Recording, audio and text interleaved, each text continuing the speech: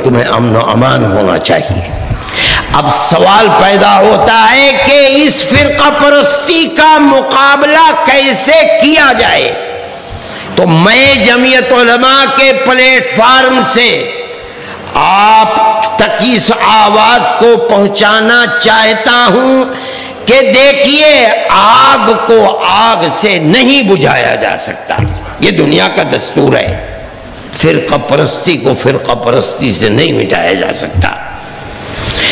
جس طرح آگ کو بجھانے کے لیے پانی ڈالا جاتا ہے، فرقہ پرستی کی آگ کو بجھانے کے لیے پیار و محبت کی بارش برسانی پڑے گی، اس کے سوا کوئی اور راستہ نہیں ہے۔ فرقہ پرست طاقتیں ہندو مسلم دلوں کو توڑنا چاہتی ہیں۔ میں مسلمان اور ہندو کو یہ پیغام دیتا ہوں کہ اگر ملک سے محبت ہے، اگر امن و امان کے ساتھ رہنا چاہتے ہو، اگر امن و امان کے ساتھ کاروبار کرنا چاہتے ہو، اگر امن و امان کے ساتھ دکانوں کو چلانا چاہتے ہو، اگر امن و امان کے ساتھ فیکٹریوں کو چلانا چاہتے ہو، اپنی پرانی تاریخ جو پیار و محبت کی تاریخ ہے اس کو زندہ کرو۔ اگر نہیں زندہ کرو گے ملک جل جائے گا، تم جل جاؤ گے، نہ اکثریت رہے گی نہ اقلیت رہے گی۔ یہ ہمارا پیغام ہے اور ہمیں اس پیغام کو پہنچانے میں کوئی آر نہیں ہے۔ کوئی مانتا ہے نہ مانے ہماری بات کو، ہمارے دل کو اطمینان ہے، ہم جو بات کہہ رہے ہیں صحیح کہہ رہے ہیں۔ کوئی مانتا ہے مانے، نہ مانے نہ مانے، لوگوں کے دل ہمارے ہاتھ کے اندر نہیں ہے، وہ اللہ کے قبضے قدرت کے اندر ہے۔ اگر خدا کو ملک کو زندہ رکھنا ہے، اب اس کی صورت یہی ہے میرے بھائی کہ جہاں رہو پیار و محبت کے ساتھ رہو۔ یہ جو کچھ ہندوستان کے اندر ہو رہا ہے آگ لگانے کے لیے ہو رہا ہے، 2-4 نہیں، 10-20 نہیں، سینکڑوں، 20-20 25-25 سال سے بے قصور لوگ پڑے ہوئے ہیں جیلوں کے اندر۔ کیا آفت آ گئی؟ اگر اسلام دہشت گردی کا مذہب ہوتا، مسلمان دہشت گرد ہوتا، تو مسلمان تو 1300 سال سے ہندوستان میں کب کی آگ لگ چکی ہوتی، بھسم ہو چکا ہوتا۔ آج کون سی بات ہو گئی ہے؟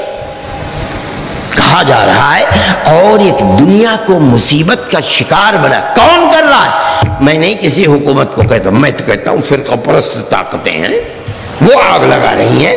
آج مکوکا کی جگہ دوسرا قانون لایا جا رہا ہے۔ بھئی کیا آفت اور مصیبت کیا ہے؟ ہو کیا رہا ہے دنیا کے اندر؟ ارے بھئی ہر آدمی کے سامنے دکانیں کھلی ہوئی ہیں، بیٹھ کر کے لوگ کاروبار زندگی کر رہے ہیں، تم کیا کرنا چاہتے ہو؟ علاوہ اس کے کہ ملک میں آگ لگانا، اور اس کے سوا کچھ بھی نہیں ہے۔ میں کہتا ہوں کہ ملک تو اس طرح نہیں چلے گا۔ میرے بھائی اس چیز کو سمجھنا چاہیے، ہمارا کوئی مقصد نہیں ہے حکومت سے، نہ ہم حکومت کے لوگ ہیں، نہ ہمیں اقتدار کی کرسی تک پہنچنا ہے۔ ہم تو یہ سمجھتے ہیں اور یقین کے ساتھ سمجھتے ہیں کہ ملک ٹوٹ چکا ہے فرقہ پرستی کی بنیاد پر، اور اگر فرقہ پرستی پر لگام نہیں لگی ملک پھر ٹوٹے گا۔ اور یہ ہم خدا کی قدرت سمجھتے ہیں، یعنی ہم اس بات کو اپنے لیے تائید سمجھتے ہیں کہ دیکھو دنیا کی سپر طاقت کا صدر ہندوستان میں آیا، ان کے آنے سے 2 مہینے پہلے، میرے خیال میں نومبر کا مہینہ تھا، ساری دنیا الیکشن کے بعد خاموش، مایوس، نروس بیٹھی ہوئی تھی، کوئی کچھ بولتے ہی نہیں تھا۔ بڑی بڑی طاقتیں جو ملک میں 50-50 سال حکومتیں کر، ایسا لگتا تھا جیسے گم ہو گئیں۔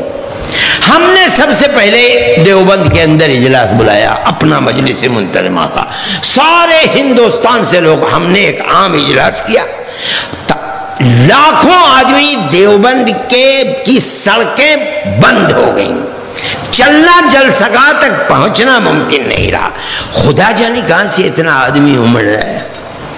ہم نے سب سے پہلے وہاں فرقہ پرستی کے خلاف اگر اس آگ کو بجھانا ممکن ہے تو صرف پیار و محبت سے ہم نے یہ نعرہ دیا وہاں، اور ہم نے کہا اگر پیار و محبت نہیں ہوگا فرقہ پرستی بڑھے گی، ملک تقسیم ہو چکا پھر تقسیم ہوگا۔ 2-3 مہینے کے بعد اوباما آئے اور جاتے جاتے جو الفاظ ہمارے تھے وہی الفاظ کہہ کر کے گئے۔ ہماری آواز کے اندر طاقت پیدا ہو گئی۔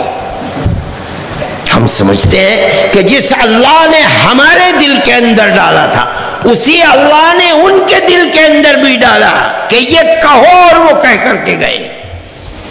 اب ہم دیکھتے ہیں، دیکھیے فرقہ پرست بالکل آپے سے باہر جس کے منہ میں جو آ رہا تھا کہا، لیکن ابھی فرقہ پرستوں کو مکمل طاقت میسر نہیں ہوئی۔ لوک سبھا میں ہو گئی، سیکولر دستور کو تبدیل کرنا اور ملک کو ہندو اسٹیٹ بنانا اس وقت تک نہیں ہو سکتا جب تک لوک سبھا اور راجیہ سبھا کے اندر اکثریت نہ ہو۔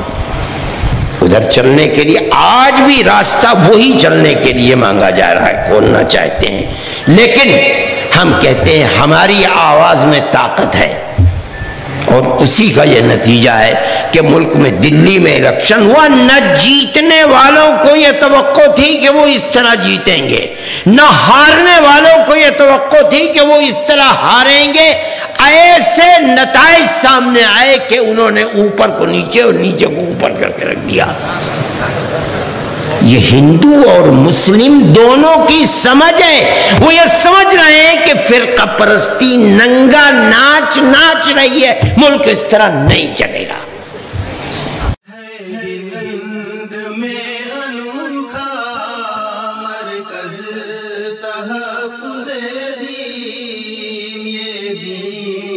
ترجمہ ہے مرکز